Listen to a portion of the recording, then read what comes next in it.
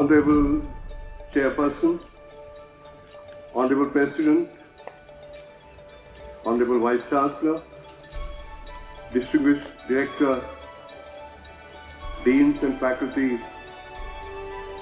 proud graduates of the day, their equally proud parents and teachers, ladies and gentlemen. What a morning of celebration, a morning of looking at our grand future. I was very impressed when the Honorable President was talking to us about the year gone by. What a fantastic year, and what a fantastic university, and what a great path that it is following. I, first of all, must thank the university for doing me the honor by giving me this honorary doctorate. This happens to be my 48th honorary doctorate, but may I tell you, the most memorable one as far as I am concerned. And it is memorable for a variety of reasons, not only coming from this great university, but I can assure you that in all my convocations where I attended the honorary doctorate ceremonies and many other convocations that I have attended, perhaps more than 100, I heard the most inspiring speech of my life. And you know who it came from? The one and only Mashelkar. I was just telling him when I got into the car that God makes us in an assembly line. He doesn't have much time. But occasionally he has some time at hand. इसको हम कहते हैं ना फुर्सत से बनाते हैं. I think he has been made by God. What an inspiration.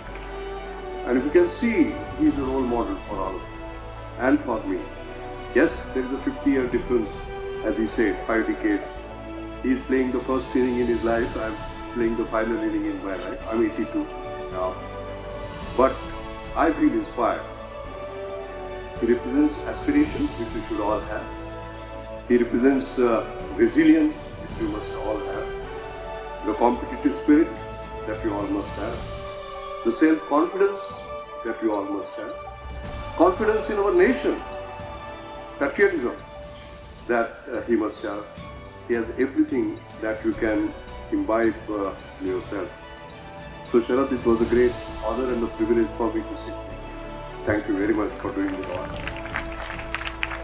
Let me congratulate our university, and I say our university because now I am an alumnus of this university. I am one of you, and therefore I assure you that I will do my best to enhance our university's honor and prestige. Our university is doing a great job of integration of education, research, innovation and entrepreneurship. Education disseminates known knowledge. Research creates new knowledge. Innovation converts knowledge into wealth and social good.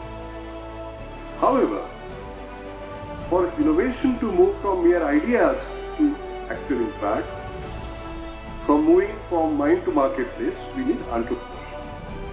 And this seamless integration is a great start to becoming a world-class university for us. Next, I want to congratulate the graduates of the day for a great milestone in your life. This is a very, very special day in your life. But equally, I want to congratulate your parents and teachers for giving the best gift that they could have given to you in your life, namely education. And why do I say that? Let me explain. You know, I'm a scientist, so you would expect me to start with an equation or something. So I will not disappoint. I'll start with an equation. There's a discussion on what is possibly the most powerful equation the scientists have created. So somebody got up and said, it is Newton's second law of motion. What is it, you remember? Force equal to mass into acceleration, F equal to ma. Then somebody says, no, not Newton. It is Einstein. You remember Einstein's equation? E equal to mc square. E is energy, m is mass, and c is velocity of light. Then I was sitting quiet, and then somebody came to me and said, you're not saying anything. What do you think is the most powerful equation? And I said, not Newton, not Einstein. The most powerful equation is E equal to F. And they were puzzled. What is E, what is F? I said, E is education and F is future. Education equal to future. And this equation is universal. This equation is eternal. Well, you will say you can't propose an equation. If you are a scientist, you have to propose it and you also prove it. So I will prove it to you. The proof is myself here, but I will explain. The proof came on 17 March 2000 when both Ratan Tata and I got Padma Bhushan at the same time in Rashtrapati Bhavan by the then President of India, late Sri K.R. Narayanan. Now, you will say, come on, that doesn't prove E equal to F. So, I'll explain. If you look at President Narayanan and me, there was some similarity between two of us. President Narayanan was born in a small village in Kerala. I was also born in a small village in Goa, just as you came from a village. He walked a few kilometers to get to school, much as I walked barefoot to a municipal school. He sometimes stood outside the class and eavesdropped on lectures and took notes because his family didn't have enough money for tuition. Due to extreme poverty, my widowed mother could not afford notebooks or shoes, and I remember many nights on which I studied under street lights. I walked barefoot until I was 12, I studied under street lights. He took his brother's help to copy notebooks and books and return them, and I remember sitting on a footpath, borrowing books from a kind bookstall owner and quickly reading them and returning them. That was the similarity. Extreme poverty, depravity. But then there was a turning point. I got a Tata scholarship. I stood 11th among 135,000 students in Maharashtra state. And that 6 rupees per month made me stand here today. That's how I could study. And it was exactly the same thing with President K.R. Narayanan. He also got a Tata scholarship and got an opportunity to study.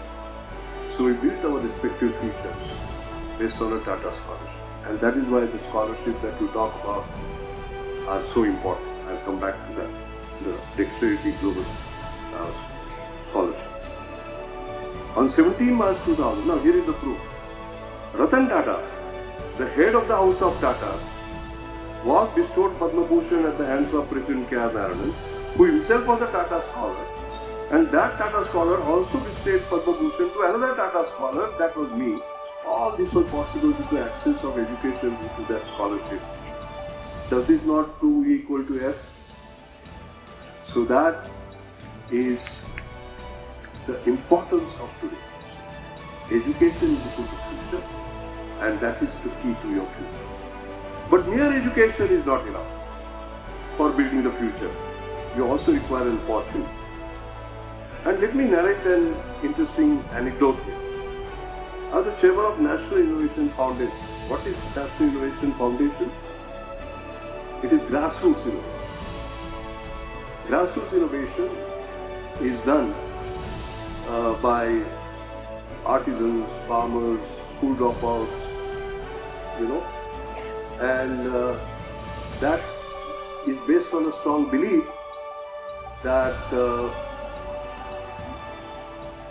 everyone is someone. Minds on the margin are not necessarily marginal minds. That is the thrust. So I was chairing the committee to select the Chief Innovation Officer, and one of the candidates I found was interesting because he said, I am an expert in branding a product. So I said, sit down, tell me, how will you brand my India? Now that surprised him. How does one brand India? Specifically because you are used to branding a soap, branding a refrigerator, branding a car. How do you brand India? So I said, let me make it easy for you. US brands itself as a land of opportunity. That came the answer. He said, yes sir, I will brand India as a land of ideas. Now here is the good news, and here is the news that should worry. The good news is, like India is a land of ideas, but it is perceived that US is a land of opportunities. So that is why our young people with aspirations go to USA. We provide them an opportunity to reach their own potential. But my friends, there is a good news now that India itself is becoming a land of opportunities. I'm very proud of the way you are doing the incubator, helping invention, converting it into innovation, promoting startups. I'm very proud to see that India is no more a starting up nation. It is a startup nation. It's the fastest growing startup nation. Let me, as a scientist, I must give figures to just prove whatever I am saying. Until 2016, we had 476 registered startups. In 2021, we rose to around 70,000. Can you just imagine the phenomenal increase in such a short time? Till 2016, we used to have one unicorn per year. Unicorn is $1 billion market cap company. In 2021, within 5 years, we had a new record of producing not one unicorn per year, but one unicorn per week. 44 to be exact. As a scientist, I must be perfect. So it was not exactly 52, 44, but I use the word almost to cover myself. So my analysis shows that close to 50% of the unicorn startups have come from elite institutions like IITs and the rest of them from Tier 2 and Tier 3 cities. That's a fantastic news. This is democratization of talent. Everyone having an opportunity to contribute. Of course, a lot of it due to the physical public infrastructure that we have. And the aspirations of the young are also rising. They just don't want to work for the Microsofts or Googles of the world, but they want to create their own Microsoft, their own Googles here in India. They want to become billionaires. So this is the aspiration part of it. But I must say, there are startups and startups and startups. And there are some startups who want to become billionaires themselves, but then there are some startups who want to bring smile to the face of people. There is a difference between the two. And they are full of innovation and passion, but also compassion. Because that compassion is what we want in the world today. They passionately want to make high technology work for them. So let me tell you about some such inspiring startups, because we need both. Those who want to become billionaires and those who want to bring light in the life of billions. You know, my mother passed away in 2006, and in her name I created Mashelkar Inclusive Innovation Award. There's an interesting story to that. You know, I was a Director General of CSIR in Delhi, and every weekend I used to come. I was in the lab for 11 years, but only during the weekends. And I remember I have this habit of carrying cash in my pocket, like I do right now. And whatever I had, I used to give to my mother. Never asked her what she did with it. And when she passed away, my daughter Shruti was organizing her saris, and she found all that cash there. And there was a little note. And that note said, don't ever forget our beginnings, the poverty. So those who do science for the poor, please help them. And I created a foundation to fulfill their wish. That was what. And this award is given to some very special startups. Making high technology work for the rich, very easy. Making low technology work for the poor, very easy. Making high technology work for the poor, very easy. So this award is given to those who make high technology work for the poor. That's the first. Secondly, we always pride ourselves that we are following the best practice. That means we are following, not leading. We give this award to the next practice, not the best practice. Let that next practice which we here in India create become the best practice for others. That is leadership. Alright? And 14 awards were given so far, and all of them have been exemplars in terms of making high technology work. Let me give you two examples. I am carrying them in my own pocket. One example is this. Can you guess what is this? This is an ECG machine, electrocardiogram, and a portable, which you can carry in your own pocket. How does it work? It works very simply. You don't have to go to the hospital, lie down, the 12 leads, and then the nurse comes, and then there's a paper printout, doctor reads it, you pay a lot of money. None of that. There are two sensors here. You put your thumbs for 15 seconds, and then there is a sensor here, this is your heart, 15 seconds, 15 seconds.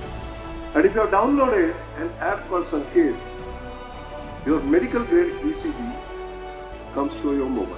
Now imagine what it means for India.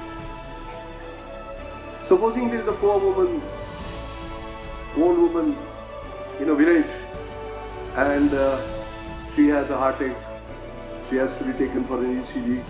You will put her on the motorcycle or a jeep or bullock cart, whatever your economic status be, and then you will take her to the hospital. Not necessary. As long as there is a connectivity, she can have the advice of the best cardiologist in the world. And just for 5 rupees per scan, okay, you can just imagine. Affordable excellence, high technology working for the poor, and the next practice. This has gone to 12 countries now, Australia, US, Europe, etc. 3 million scans have been done by this. Made in India for the world. So as this. Okay. The other one is save more. There is a big problem with rural women who get pregnant. They have to get into the bus to get travel kilometers to go to sort of a medical practitioner who will examine her and so on and so forth. Not necessary. We have this IoT-based maternal healthcare solution right in my hand. This monitors the pregnancies of poor women remotely. All that you have to do is to wear, and 7 of your parameters are measured, stored in cloud immediately. You will say, what is the cost? 1,000 rupees for 1,000 days, 1 rupee per day, because it monitors also your child. Both of these are exemplars. These are products that have gone abroad. These are products which are making high technology work for the world. And these are products made in India, not just for India, for the whole world. There is this eye brace, for example, I can carry. It's a high quality but simple breast cancer screening. No mammography is required. It is available for everyone. Cost is $1 per scan. And now this is, there are 2.5 million scans have been done in 20 countries. In India, there are several states who are adopting it for scanning breast cancer. Completely non-invasive, making again high technology work for the poor. Similarly, Trinetra is an intelligent, portable, non-invasive, low-cost device that helps in pre-screening of 5 major eye diseases: cataract, diabetic retina, glaucoma, cornea. There are 4,000 plus devices in 40 plus countries and have screened more than 7.5 million people. These are brilliant examples of disruptive inclusive innovations, giving transformative affordable solutions that can bring smiles to the face of millions. I think the main point is not about just doing well and doing good, doing well by doing good. These are examples of that. I hope many of you will become that exemplar, bringing smile to the face of millions. Let me end. I know I've been given 40 minutes, but I will not take 40 minutes. I'll finish. See, as I just declared, on 1st January, I completed 81 years of my journey. I'm 82 now. So I have, what shall I say, learned a lot in my life. A lot of it is by failures, some of it is by successes. So I will share 5 Mashelkar mantras with you as a take-home point. The first is, the beginning of your own life is not in your hands, but where you end up is. So remember, your aspirations are your possibilities, and therefore keep your aspirations always high. You can't predict your future when you are beginning your journey, and this is a brilliant case, as you saw in that inspiring speech today, on where you can, by being born in a village in Bihar. When I was studying Newton's laws of motion in school, I did not realize that I will sign in the same book as Newton did. What is the significance of this? The highest honor that the scientist can get is Nobel Prize. But Nobel Prize is not for engineers or engineering scientists. The next honor is FRS, Fellowship of Royal Society. And there you sign in the same book that Newton has signed, and exactly in the way that he did, the ink pot and that pen, not by ball pen by the way. And they make you actually practice so that you don't spoil by taking too much ink and so on. In fact, with me there was a Nobel laureate who said it was easier to get the Nobel Prize work than practice it and sign it anyway. Do you know, from the start of Royal Society, it has been 363 years. Do you know how many engineering scientists in India have signed in that book? 3.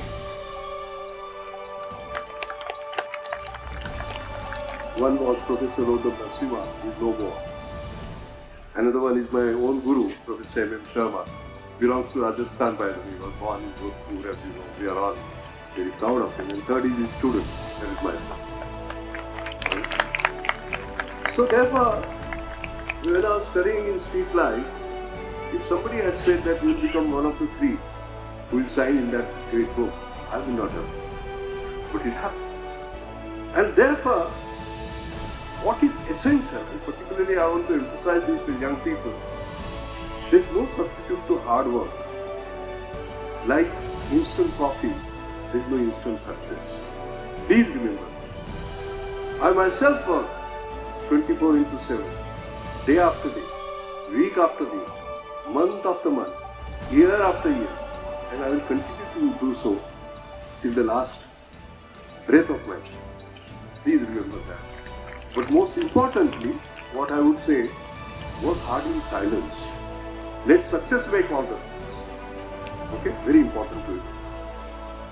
The second lesson is purpose, perseverance, and passion matters. Always too early to quit. Quitters are never winners. Winners are never quitters.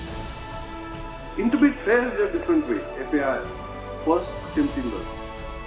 And you saw a brilliant example. Why did Chandrayaan 3 succeed? Because Chandrayaan 2 failed. But, as they say, your best guru is your last failure, as long as you learn from it. So Chandrayaan 3 learned from Chandrayaan 2 failure and succeeded. So remember that.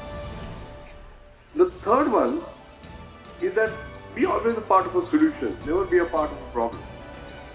If you can't find the way, create your own new way. You'll keep on knocking on doors, they don't open. What do? Create your own. Maybe I'm not clear, so let me explain. In 1976, I came back to India. India was a poor country. No foreign exchange. I wanted an equipment. I was trained in non-Newtonian fluid mechanics, and the equipment was Weisenberg-Bryaganometer. It would take me 2 years because there was digitally clearance, not manufactured in India. So that door was not opening. That equipment was not at hand. I said, what is the equipment I have at my hand? This. Alright? And I moved into mathematical modeling and simulation. That door was not opening, I created my own door.